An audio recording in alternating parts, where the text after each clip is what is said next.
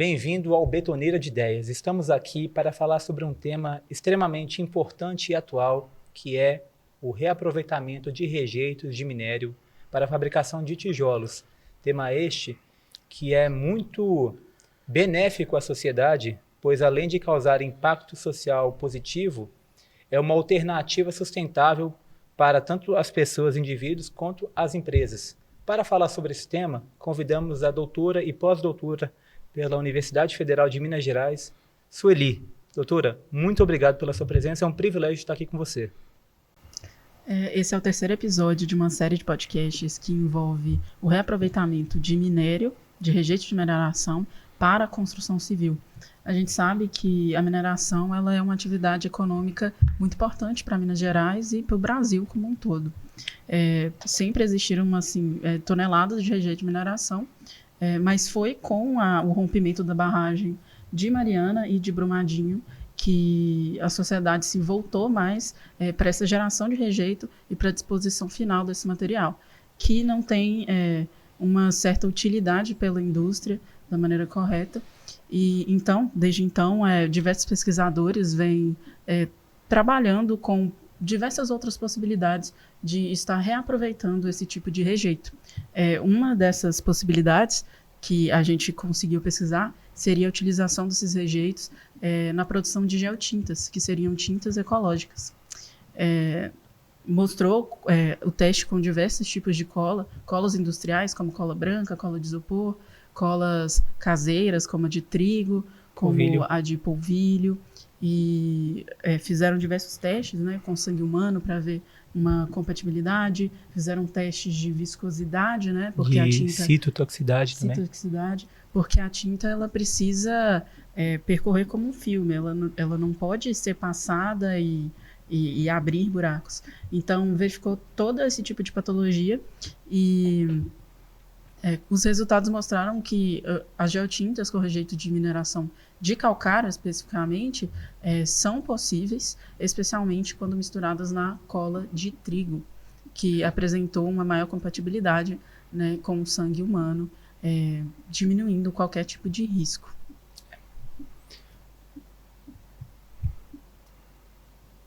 Sou eu. É o senhor. Boa noite, professora. Considerando a utilização dos rejeitos da mineração como uma atitude em prol da sustentabilidade e da economia circular, né, onde esses podem ser aproveitados para diversos materiais da construção civil, inclusive tintas, como a Beatriz citou aí, geotintas, na verdade, e tijolos, né, dentre outros, reduzindo a questão do impacto ambiental, né, e os possíveis danos causados, né. Então, dentro do contexto da sustentabilidade e saúde coletiva, quais os ganhos pode trazer para essas ações podem trazer para as comunidades diretamente afetadas, próximas às mineradoras, e o restante da população indiretamente afetada? Ok, obrigada pelo convite, né, de poder estar participando no momento. Essa integração, né, porque eu sou cirurgiã dentista, né, orientei um trabalho no mestrado em gestão integrada do território de uma engenheira, né, uma engenheira civil que fez um trabalho sobre a percepção do uso do tijolo solo cimento na construção, né, a utilização desse resíduo, né, e trazer a importância que né, essa conexão que a gente consegue fazer com a saúde e com a engenharia. E aí, tentando trazer aí uma resposta, né, para você, eu penso que os motivos são os motivos ambientais, sociais e econômicos. Os econômicos você trouxe aí a questão da economia circular, porque aí você vai fazer um reaproveitamento daquele material e você faz isso circular, né? Em relação aos aspectos sociais, é uma questão de responsabilidade ambiental, de inclusão social. Então, você vai trabalhar essas questões. E em relação às questões ambientais, é porque quando você utiliza os resíduos, você vai evitar a contaminação do solo, você vai precisar de menor capacidade para armazenar aquele material e, consequentemente, você vai evitar o quê? Que haja o rompimento daquela barragem, né? E para a saúde coletiva? Agora eu vou falar da minha área, da saúde coletiva. A saúde coletiva, desde 2000, do início dos anos 2000, a Organização Mundial de Saúde, ela tem trabalhado o conceito de saúde numa perspectiva mais ampliada. E tem se trabalhado a questão do processo saúde-doença como saúde única. O que seria a saúde única? A saúde única seria a interseção do homem, ambiente e animal. Então, o processo de adoecimento ele vai estar relacionado com esses fatores, ambiente, homem e animal. Então, é importante porque esses resíduos, eles são o quê? Eles estão no ambiente e podem causar diversos processos de adoecimento. Então, essa é a importância de entender como que a utilização desses resíduos, eles vão favorecer o quê? Um menor adoecimento, e eles vão favorecer melhor qualidade de vida e, consequentemente, menos utilização dos serviços de saúde. Se for utilização de serviços de saúde da atenção primária, ok, são serviços mais acessíveis. Mas se houver necessidade de atenção secundária ou terciária, serviços especializados, o que vai acontecer? Isso vai onerar para o município, né, fazer aquela assistência. Então, assim, a utilização desses resíduos, eles têm um papel fundamental no ambiente, no social, no econômico e, consequentemente, para a saúde da população. Quando a gente fala, né, sobre esses rejeitos, a gente entende que a indústria ela vê ele como um tipo de resíduo que ele não tem mais nenhuma utilidade, nenhuma capacidade econômica de utilização também. Então, eles são colocados em barragens, são colocados em pilhas, e são barragens e pilhas com milhões de metros cúbicos, que realmente trazem impactos no ar, impactos na poluição da água ali próxima, e toda a população que reside ali próxima desse tipo de empreendimento acaba sofrendo com o impacto de realmente respirar e estar ao lado desse tipo de extração. Outro detalhe é o seguinte, tem se trabalhado muito pesquisas na área de saúde mental, o impacto do possível rompimento da barragem na saúde mental. Vocês têm aí exemplo de uma cidade próxima onde o professor Hernani fez o trabalho de doutorado dele, que tinha uma sirene que ficava monitorando e as pessoas ficavam... Então, e se trabalhando essa questão, para vocês perceberem e entenderem como que afeta a saúde. Você fica num estágio de vigilância a todo momento. Então, muito, muito legal isso que você está trazendo aqui. Essa questão da saúde mental, realmente, da sirene. Ano passado eu acabei passando por Itabira. Itabira é um grande polo, né, da extração desse tipo de investimento. Quando você olha Itabira por cima, você consegue ver uma mancha de mineração. Então, a cidade ela tem essa cultura, e quando você olha para os topos de morro, você tem o que eles chamam de zonas seguras, né? Placas que seriam pontos da cidade que, se houvesse algum tipo de rompimento, algum tipo de problema dentro desse ambiente de extração, a população poderia ir. É uma rota de fuga, né? Uma rota de fuga. Então, as pessoas convivem diariamente olhando para cima e vendo que a qualquer momento isso pode acontecer. Isso causa um adoecimento mental, né? Eu acho importante salientar aqui, como a senhora colocou, a questão de se tratar de resíduo, não de rejeito. Porque quando a gente consulta a legislação e deliberação normativa, rejeito é classificado como algo que não tem mais aproveitamento. E, na verdade, com essas grandes possibilidades de outras de reutilização, de transformação do que se chama de rejeito, prova que não se trata de rejeito, né? Na verdade, é um resíduo que está sendo depositado ali e causando todo esse impacto que vem, né, que vem acontecendo. Doutora, em cima disso também eu gostaria de perguntar para você que a gente fala um tema muito bacana, além da questão da saúde física, mesmo a questão da saúde mental. Queria te perguntar qual que é a função da universidade, dos centros de pesquisa, não só na questão da saúde pública, na saúde mental também, e nessa questão do apoio, da divulgação no uso de material sustentável, igual esse tijolo que a gente fala. O tijolo solo cimento. Isso, exatamente. O papel da universidade é divulgar o conhecimento, né? É levar o conhecimento. Então, é trazer também a população, aproximar esse conhecimento que é produzido na universidade para a população. Então, quando ela faz essa aproximação, rompe aquela ideia de que a academia que detém o saber e que detém o conhecimento. Mas a participação da população ela é importante, porque na pesquisa, essa pesquisa que eu orientei, né, da Andresa Marciano, que ela trabalhou a questão da percepção do uso do solo, né, de resíduo no tijolo solo cimento.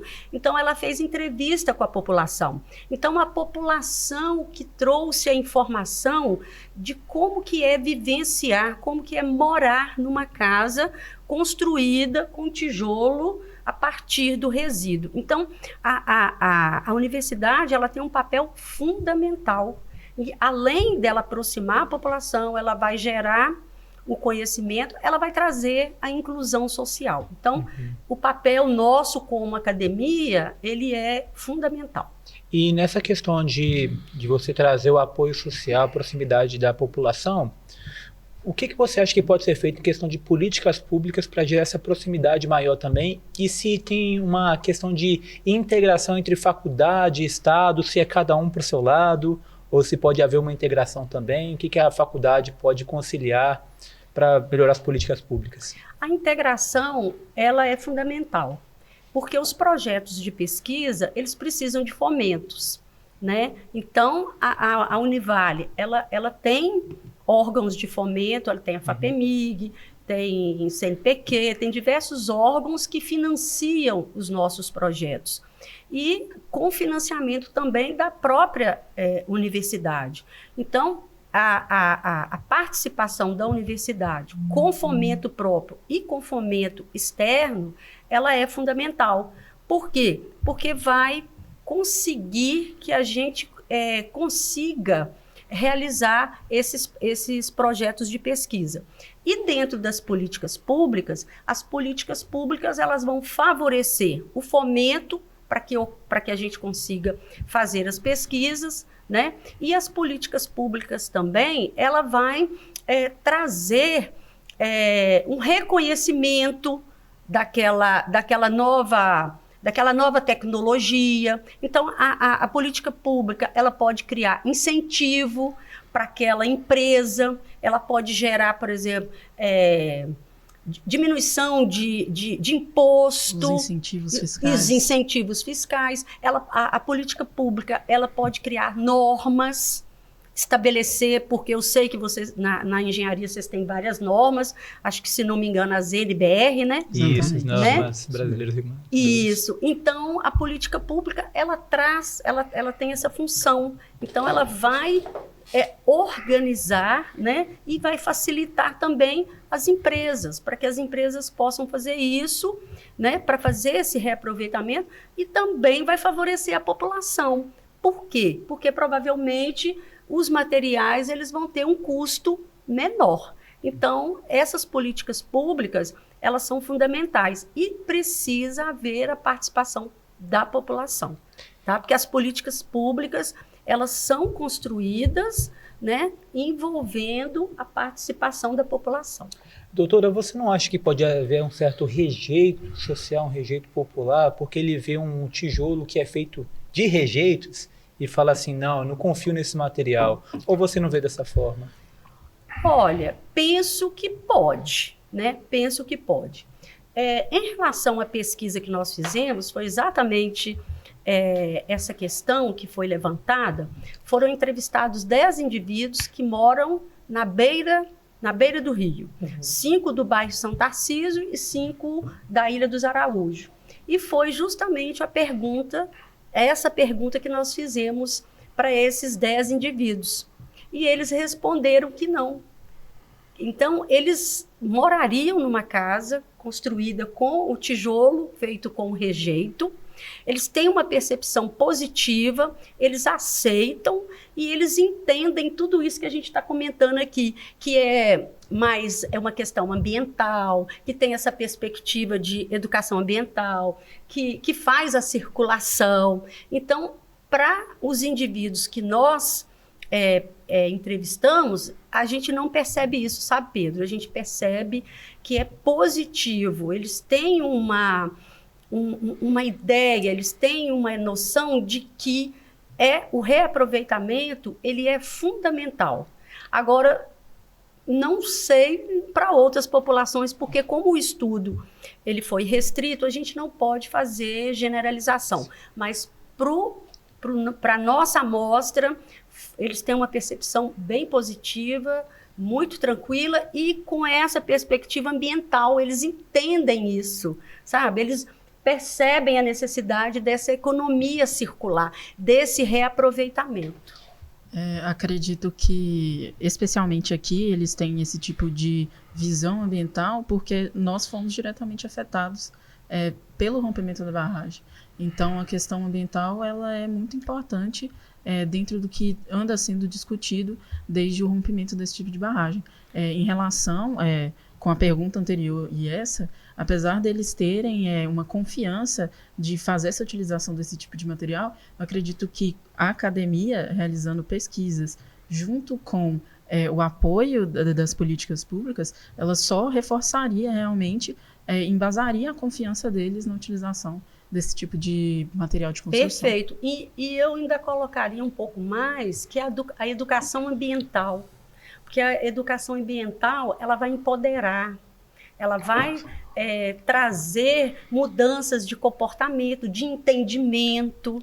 Então, eu consigo conciliar isso que você está falando com a educação ambiental, que eu acho que também é fundamental e vai colaborar, né? Então, a universidade, ela trabalha com a produção do conhecimento, mas a produção do conhecimento com a participação da população, com a participação de fomento. Então, vocês estão percebendo que é uma rede, né? E sem deixar a população. A gente precisa da população, porque é ela que vai nos dar as informações, né? É ela que vai trazer as suas vivências, né? Então, essas informações da população, da comunidade, elas são relevantes.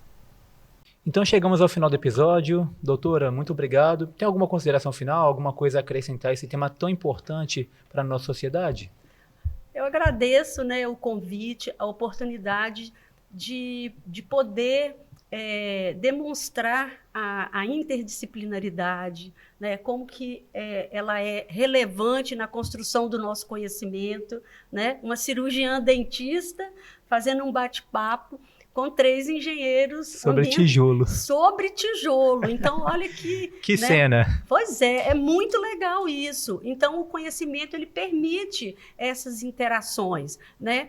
E essa pesquisa que eu estou falando para vocês, que eu estou contando aqui, relatando, é fruto do nosso mestrado em Gestão Integrada do Território, GIT, que é um mestrado interdisciplinar e que propicia essa interseção do conhecimento. Então, eu fico muito grata pelo convite e espero que vocês tenham entendido e compreendido toda essa questão dessa interseção da saúde coletiva com a engenharia ambiental. Doutora, isso aqui foi mais que um podcast, foi uma aula. Muito obrigado de coração. Por nada.